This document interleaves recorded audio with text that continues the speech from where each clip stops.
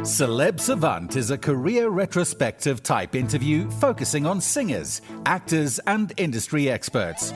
Join Barrett Edelstein now as he dives into the entertainment world.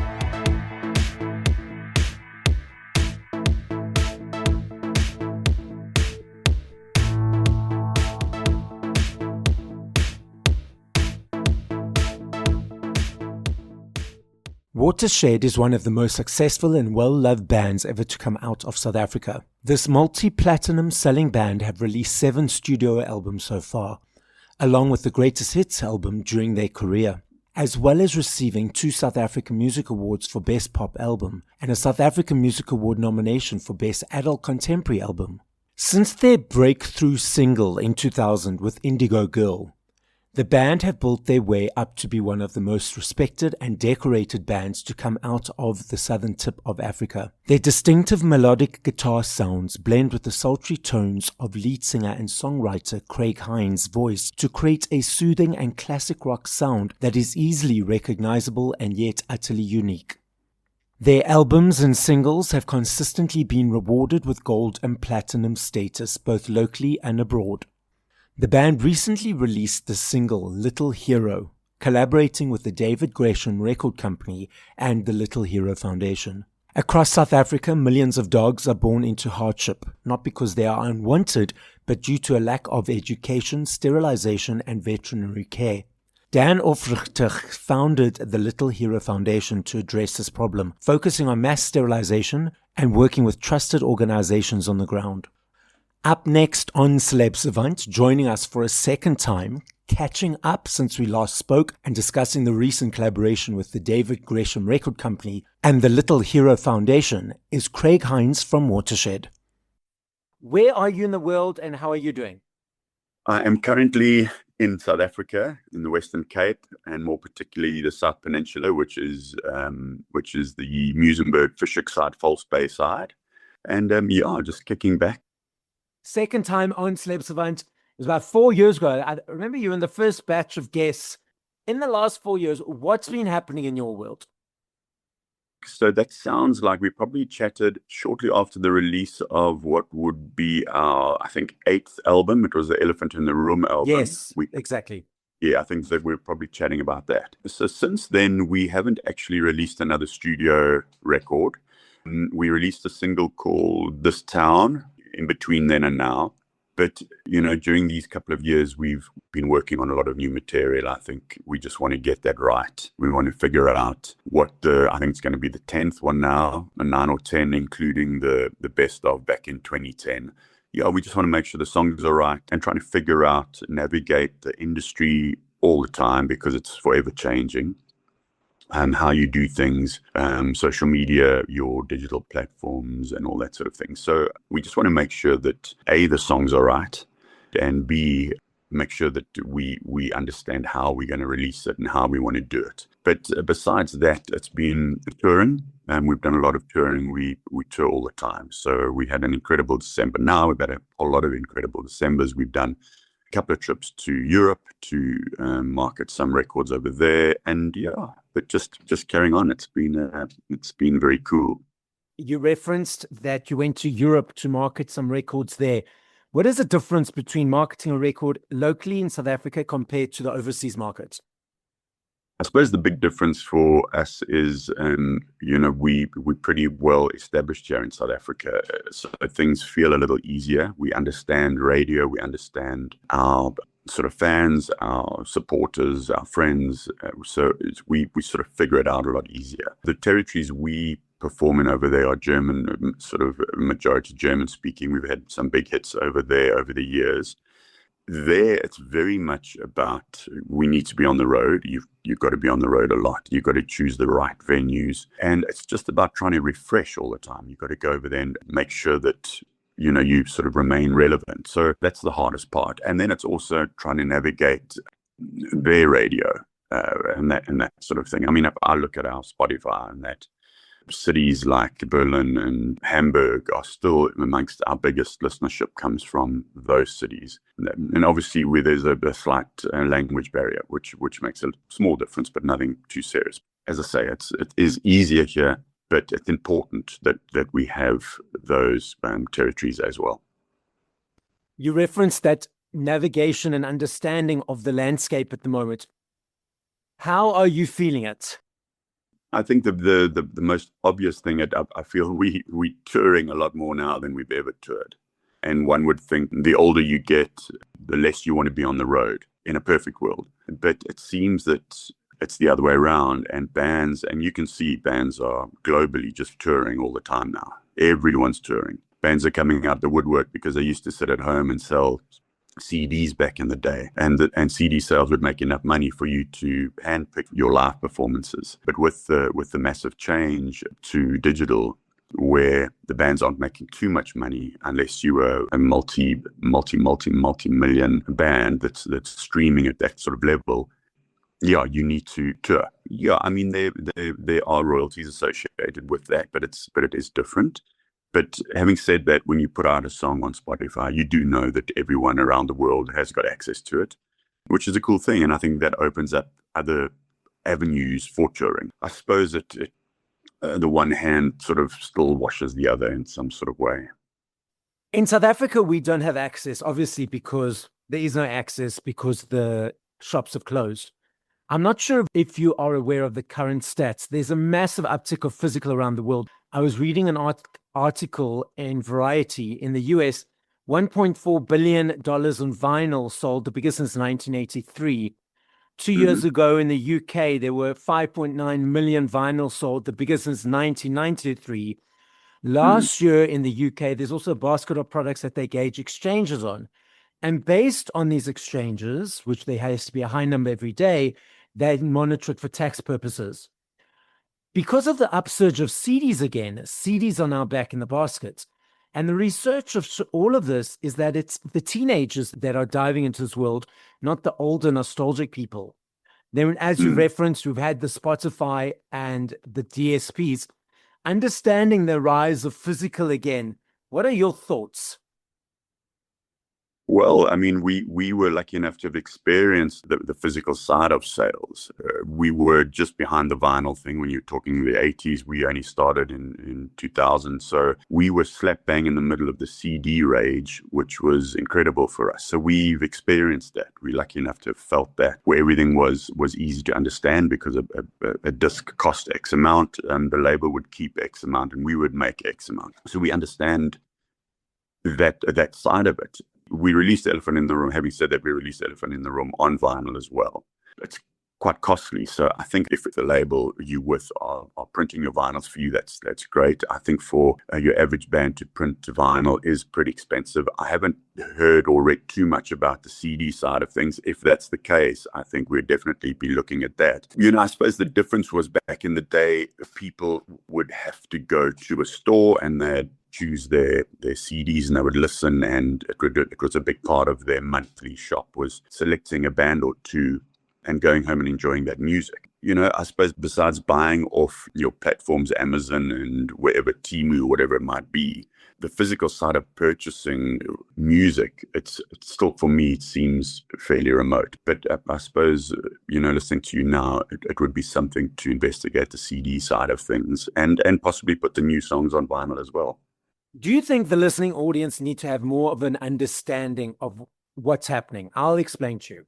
I teach spinning classes and I decided for fun to do a few focus groups. So I did a focus group of 10 people, a focus group of 8 people, and a focus group of 3 people. Cross age, cross diverse, cross culture, and all those other labels. And I said to all these groups of people, I said to them, if an artist has had 100 million streams, how much money do they think that the artist got in their back pocket? The first group of people said 50 million. The second group of people said 1 million.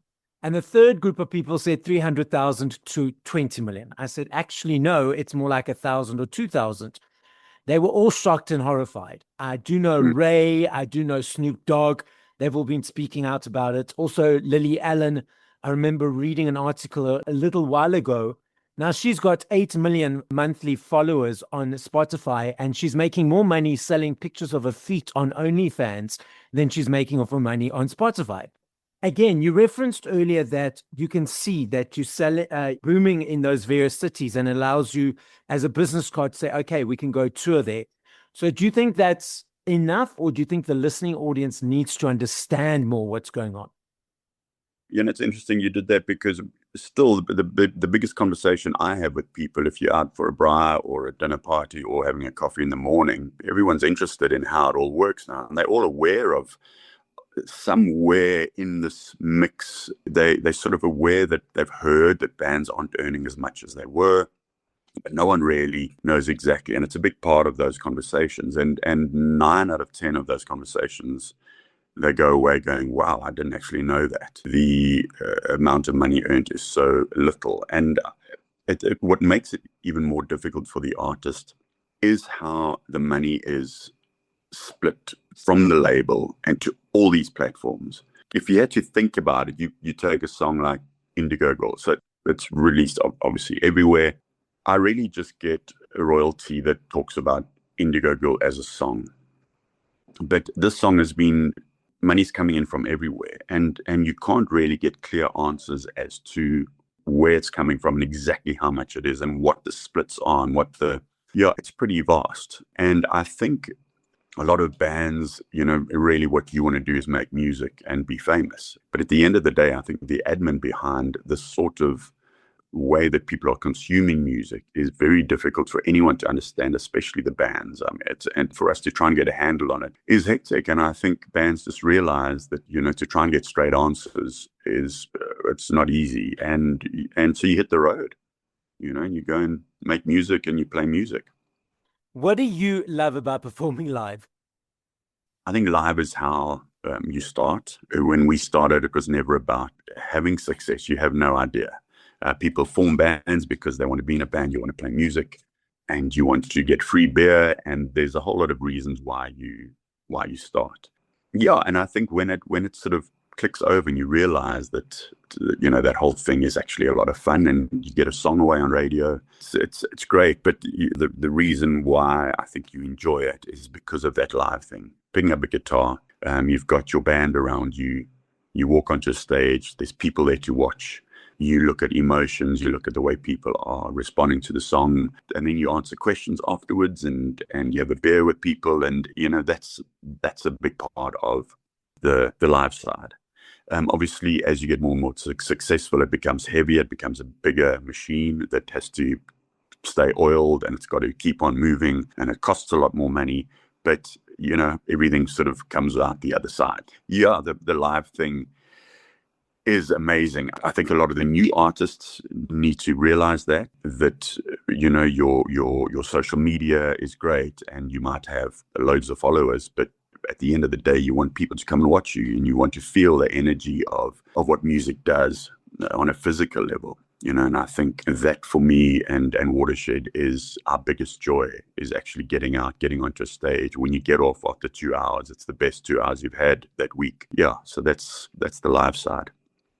Okay, so I'm that guy right up in front, and I've seen you at a couple of festivals and shows, and I'm dancing, I'm jamming. I'll take my cell phone out for maybe 1 or 2 videos, 1 or 2 photos, then I'll put it away. I notice these days a lot of people are videoing and tweeting and posting and. From your perspective as a person on a stage, seeing a bunch of phones compared to faces or eyes, you reference that energy exchange, that reference seeing those emotions. Do you not feel that the phone takes away from that, or it's just where society is at the moment? Yeah, absolutely it does. But unfortunately, we all get sucked into the social media side of it. So you'd be doing yourself a disservice if you said no phones at shows, because at the end of the day, that's really what you're getting out of it nowadays. That's your social media. You want to see via social media that people have watched you and they've shared 1,000 times with 1,000 of their friends. So I suppose it's sort of a catch-22. You want people to sit down and watch for an hour and a half and really take in all the stories. And, often you're telling a story between songs and someone's sending that video they've just done of the previous song. So they're missing that whole one song to the next and what the next song's about. But you're definitely not going to tell them to put their phones away, because 90% of the industry is social media now. So you're caught between a rock and a hard place. So you've got to try and balance that out. As I said right in the beginning of this chat, is that it's a very interesting time at the moment in the music world, and it's trying to navigate that the biggest stress in my life is not writing a new song. It's not making sure Watershed are playing amazing shows. That's the easy part, and that takes up 5% of what we actually do. The stressful part is putting the social media together, and wondering and hoping and thinking and trying and guessing that you're going to somehow crack the right post. It's very difficult to understand, and it almost takes your breath away when you think about that side of it, that why has it become so important? Surely this should be about writing great songs, yes, and great live shows. And I think it's a big part of that. It gives it sort of a heaviness, but you keep going because luckily that 5% is strong enough. That 5% of songwriting and performing overshadows the other stuff. It's navigating, and it's just getting out there, And I mean, I've given up trying to figure out the numbers. I'm like, this one is going to do so well, and the other person has agreed on the collaboration, and they've got big followers, and like, I just post, and whatever happens. I couldn't be bothered anymore. Like, I used to look at the numbers, and if someone stopped following on Instagram, why have they stopped following, and what have I done wrong? And I'm like, no, stop it. It's too much for my brain to handle. You just put my anxiety back. I'm sorry. Okay, so let's focus then and tell us about this collaboration with Gresham, and it's the Little Hero Foundation. How did it come to be? Tell us the whole story. So I was having a lunch with a friend and Dan, and we were chatting about music and songs, and he said, I want to start this foundation. We both animal lovers, so we were chatting about dogs, and he was chatting about his dog called Bailey that passed away, and how Bailey was his little hero, he was saying. And I was like, well, this is an amazing foundation. And I said, have you thought about putting a song with this foundation? He was like, no, not really, but this is what he wants to do. And he told me the whole history of it. And I was sort of blown away by the actually going and approaching the root problem that is happening, which is there are thousands of dogs, and everyone's begging for you to go and adopt a dog and a cat and all of these things. And this will keep happening because the level of sterilization it happens, but it's very small and very slow. And you'd get a fundraising group that raise a little bit of money, and 10 dogs are sterilized. While those 10 dogs are getting sterilized, another 100 are being born. And Dan's foundation is about doing the sterilizations on a big scale. So it's sort of mass sterilization. And so by sterilizing one dog right down the line, it leads to, if that dog wasn't sterilized, it would lead to hundreds, if not thousands of dogs in the space of a couple of years. And it's about just attacking that root cause, and as I say, sterilizing on a global scale, choosing areas, choosing communities, moving in with many vets, and actually doing a mass sterilization. And I just thought this was, us being animal lovers, it was like, that's why when I'm driving around and I see just dogs on the side of the road walking around, I'm just like, kills me, and that shouldn't be happening. And so this whole thing has to get everything under control, and once it's under control, we can then control it. So we started chatting about a possible song, and I wrote a song called Little Hero a couple of years ago. And the idea was about your animal being your hero. And this just all fitted perfectly with the Little Hero Foundation, which Dan put together. So we then just got chatting, and we recorded the song, and yeah, it's been very exciting. So the rollout is happening now. Obviously, Watershed are then very closely associated to the foundation, and very proud to be a part of it. It's been cool, and I suppose, it's one thing to get involved with charities and foundations. Over the years, we've been involved with many, but I think you have to really choose them well and be dedicated to that, because you can just join any foundation and say, oh, I support all these foundations, but really you want to be a part of it and push the agenda of the Little Hero Foundation. So the other question I have is, or observation, is that a lot of people take on pets thinking, oh, it's a pet, it's like a fluffy toy. They don't realize this thing is live and moving and has to be looked after, and is like a child. And then because of that, there's a lot of disregard for the animals, which really is like upsetting. I'd love to get an animal, but I know for the fact that I'm not in the place or time or energy to completely support the animal. So therefore, I'm like, okay, I'm not going to be selfish and get one and then allow the animal to not be present 100%.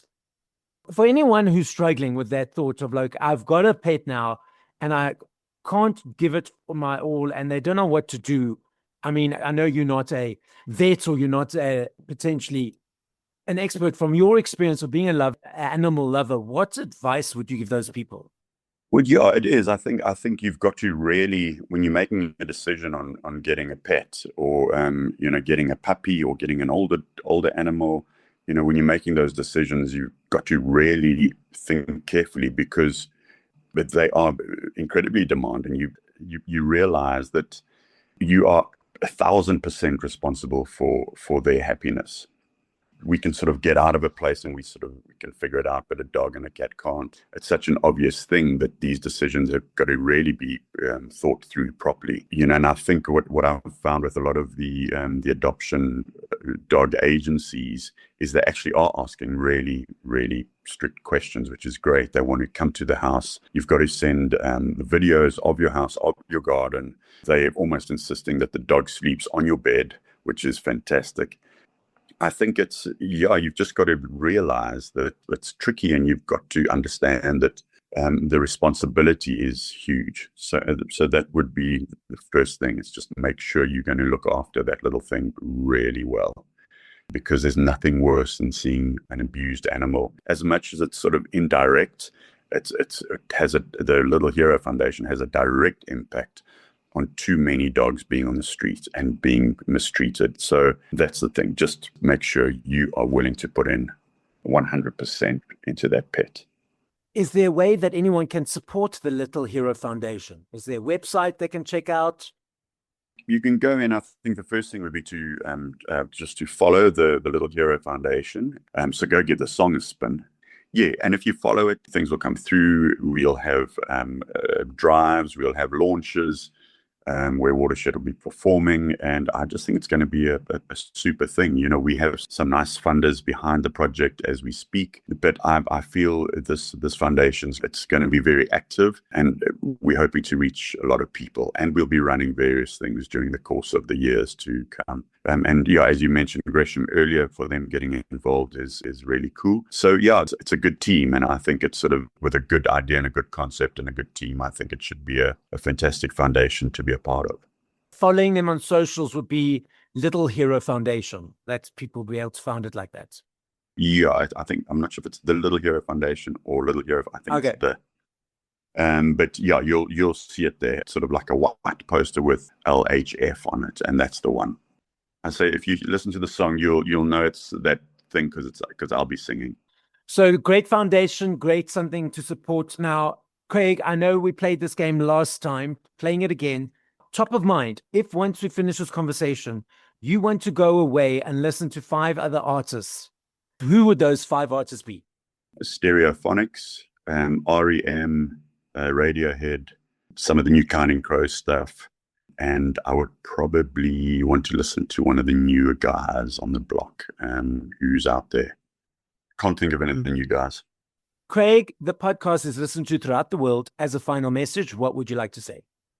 Well, just thank you for the chat, first of all. We're in an industry that it's forever moving and adapting. But the thing that glues it all together is the love of music. Yeah. And so no matter what's out there, whatever challenge you experiencing with the way it works and how it works, it's to know that at the end of the day, you're in it for music, you're in it for songwriting, for performing, and that's the part that you must love, and that's the part that keeps you waking up in the morning. Thank you for listening to this episode of Celeb Savant. Please follow Barrett on TikTok, Instagram, YouTube, and Facebook at Celeb Savant. That's CelebSavant.